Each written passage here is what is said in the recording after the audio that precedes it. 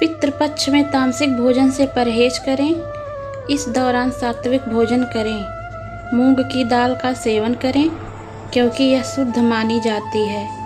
मसूर दाल इस दौरान नहीं खानी चाहिए।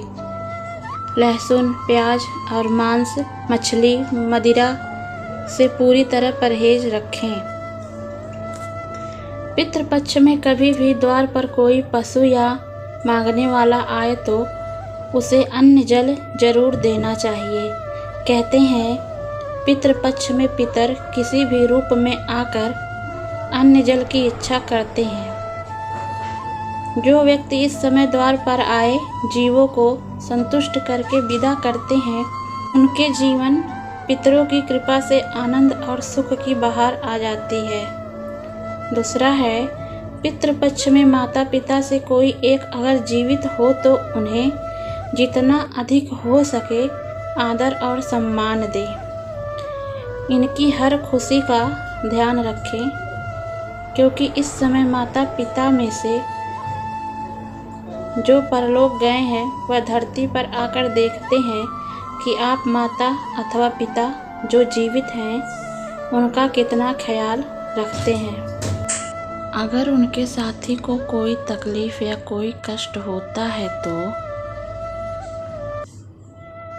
उनके मन को भी कष्ट पहुंचता है और वह साप देकर बिना अन्न जल प्राप्त किए वापस लौट जाते हैं, जिससे जीवन में एक के बाद एक कष्ट आने लगते हैं, तरक्की रुक जाती है।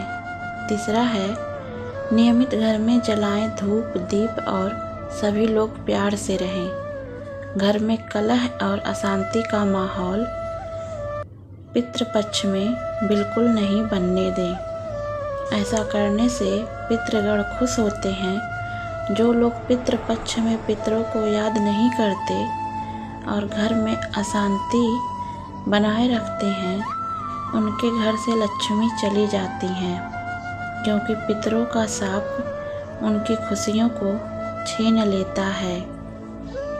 चौथा है, पितृपक्ष के दौरान यह याद जरूर रखें कि आपके परिवार में जो लोग परलोक गए हैं वह वापस आकर 15 दिनों के लिए आपके बीच में ही रहते हैं।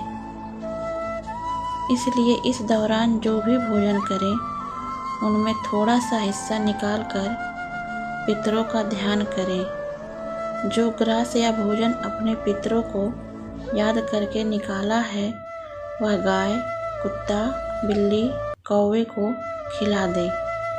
पितरों का ध्यान किए बिना और पितरों के निमित्त अन्न निकाले बिना अन्न खाने वाला रोगी होता है और आर्थिक परेशानियों का सामना करता है।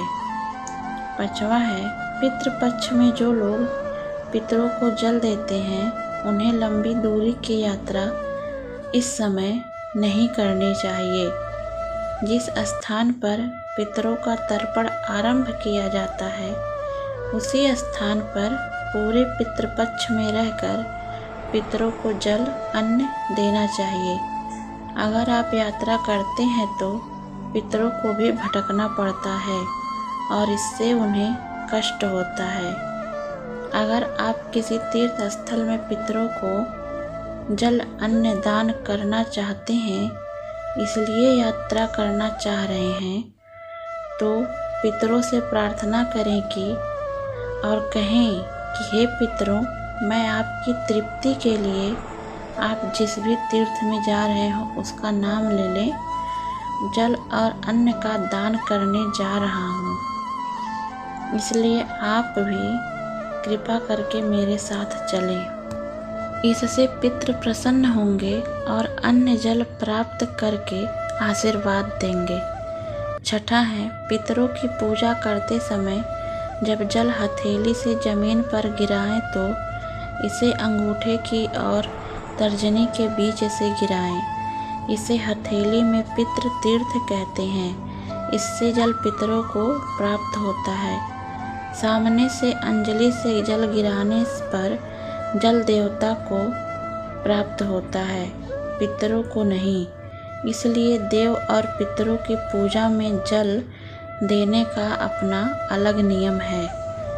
7वां है, पितरों को जल देते समय हथेली में 2 चीज़ों का होना बहुत ही ज़रूरी है, एक कुश और दूसरा तिल।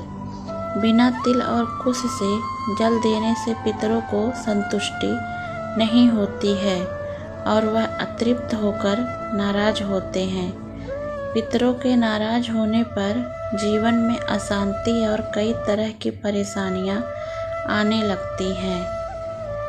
सबसे ज़रूरी बात यह है कि पितृपक्ष में जिस दिन आपके पितरों की मृत्यु तिथि हो, उस दिन अपनी क्षमता और व्यवस्था के अनुसार ब्राह्मण को भोजन कराएं। ब्राह्मणों की संख्या विषम रखें, 1, 3, 5, 7, 11 या 21, इस तरह। पितरों की मृत्यु तिथि पर जो लोग पितरों के नाम से ब्राह्मण भोजन नहीं करवाते या अन्य जल का दान नहीं करते, उन्हें अगले जन्म तक इसका दंड भोगना पड़ता है। ऐसे लोगों की कुंडली में अगले जन्म में पितृदोष बनता है और असफलता उनका पीछा नहीं छोड़ती।